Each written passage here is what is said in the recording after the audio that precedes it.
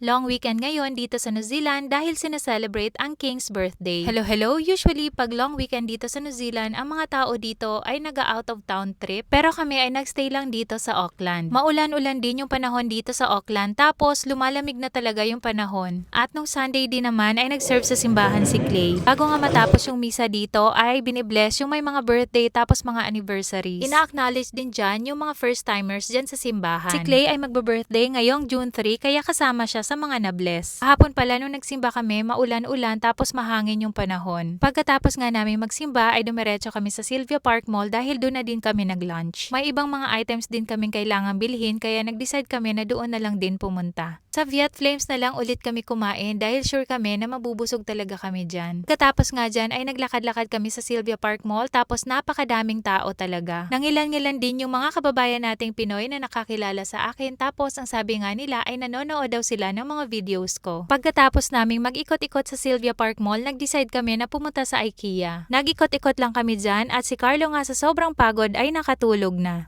Nagustuhan niya yung sofa na tinitinda sa IKEA dahil napaka-komportable nga daw higaan. Siyempre kapag nasa IKEA ka na, hindi mo na maiwasang hindi bumili ng hotdog bun nila tapos ng ice cream. And ayun lang naman yung vlog natin for today. See you again next time. Bye!